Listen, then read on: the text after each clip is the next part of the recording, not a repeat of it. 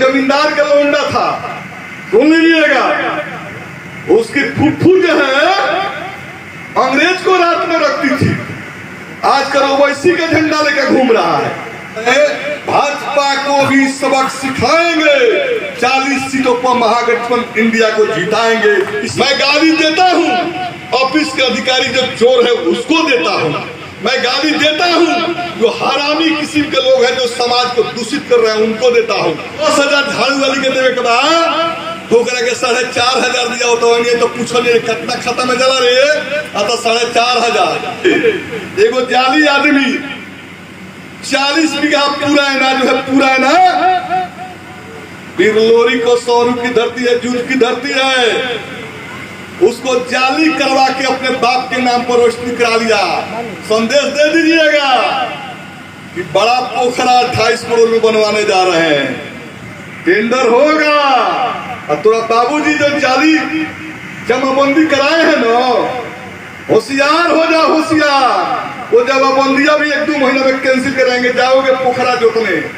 और दूसरा, एक जमींदार का लौंडा था, सुन लीजिएगा, उसकी फुफ्फू जो है अंग्रेज को रात में रखती थी, आजकल ओवैसी का झंडा लेकर घूम रहा है। तो उसको भी बता दीजिएगा, कोपा में 4 कट्ठा जमीन कब्जा कर लिया हॉस्पिटल का, और दुकान बना दिया, और कहता है कि सत्येंद्र यादव अल्पसंख्यक विरोधी, रोको रोको, तोरो इंतजाम आज करके आए हैं, हॉस्पिटल बनेगा, तोरा दुकान नहीं चलेगा, अब पोखरा बनेगा, तोरा बाप का पोखरा नहीं चलेगा, जनता के जमीन जनता का रहेगा।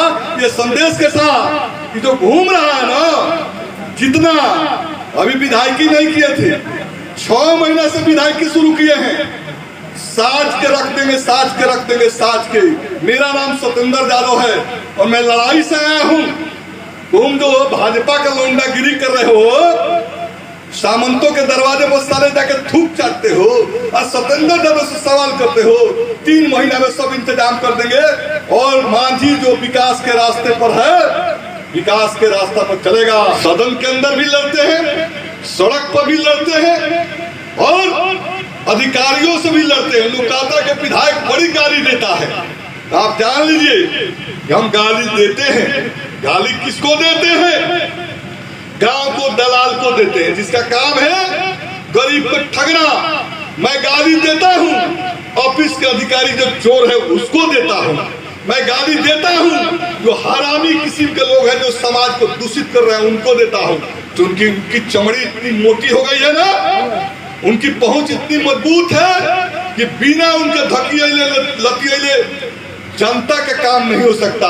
से धकियाना लतियाना अगर नहीं किया जाए तो ये बिहार की जो सरकार है ना, ये सरकार भाजपा को विरोध करने के लिए, भाजपा का कमर तोड़ने के लिए कोई विश्वसनीय पार्टी है तो सिर्फ लाल झंडा, सीपीएम वामपंथ लाल झंडे की पार्टी है। और बिहार के अंदर एकमात्र पार्टी राजद है। बाकी तो आया राम गया राम, गया राम आया राम, ये चलता है।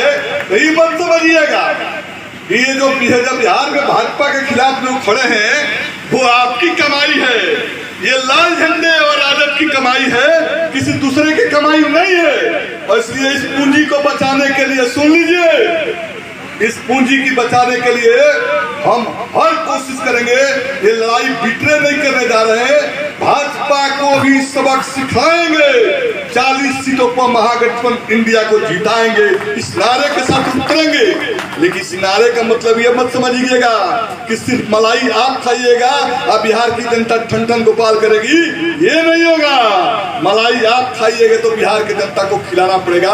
ये संदेश देते हुए मैं आपसे अपील, मांझी में जो कचरा तचड़ा जो लागल बा, सड़क नहीं खे बनत, पोखरा के हाल बा, करोड़ों रुपया सफाई कहने का हो।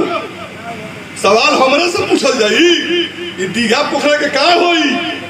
मोरी के पानी गिरता, कचरा लागल बा, लेबर मजदूर के देवे के बाद 10,000 झाड़ू वाली सके दिया तक कितना तो 4,500, बाकी रुपया कहाँ जाता? समझ लो, गाँव के 10,000 झाड़ू वाली के देवे के बाद होकरा के 4,500 दिया तो तो पूछो नहीं कितना खाता में जला रे तो 4,500 और जहिया सतेंद्र जो थर्मामीटर लगई हन ओदी लागी कि ना सब तार भुला जाई।